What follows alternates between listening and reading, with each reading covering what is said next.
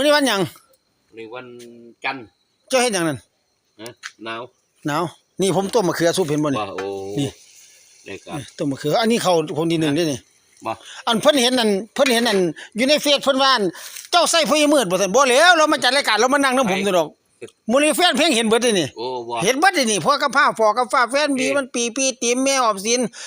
เห็นเบิดนี่บ่พี่ค่ำแม่ค่ำเห็นเบิดนี่โอ้มันนั่นเขาเล่นอยู่เฟซอันนี้บ่ได้ใส่เราเด้เรามันจัดรายการนี่จัดรายการมามันจัดรายการมานั่งเบิ่งผมแม่นบ่บอกเพิ่นบ่ได้ใส่บ้านนี้บอกเพิ่นก่อนผมบ่ได้ใส่เจ้า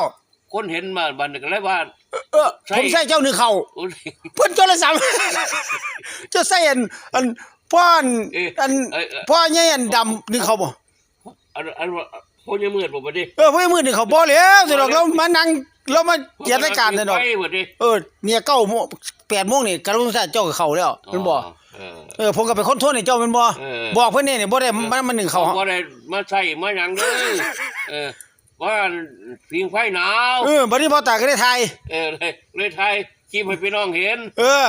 มันเป็นไหนบรรยากาศพี่อ้วนก็เห็นผู้ใดเห็นบัดนี่เห็นบัดที่โทรศัพท์มานี่เห็นบัดไม่เห็นมืดในนั่นบัดนี้นี่ล่ะหน้าพี่เขามืดเขาเห็นเบิดดังขนาดดังแล้วเนาะอันผู้ล่ะทั้งทั้งเพื่อนก็เห็นเบิดเห็นแม่นบ่ทั้งขี้ดื้อขี้ดีเห็นเบิดคิดว่าเห็นเบิดล่ะแม่ปอกแม่ป่อนเห็นเบิดเอานี่ล่ะบอกเพิ่นแล้วบอกเพิ่นไปบอกแล้วเอาบ่ได้บ่หยังก็พี่น้องเด้อบ่ได้ใช้บ้าวตานบ่ได้นั่นเด้อมานั่งเฝ้าให้มานั่งเฝ้ารอเขารายการหนาวซื่อๆรอเฝ้ารายการเมสอนนั่น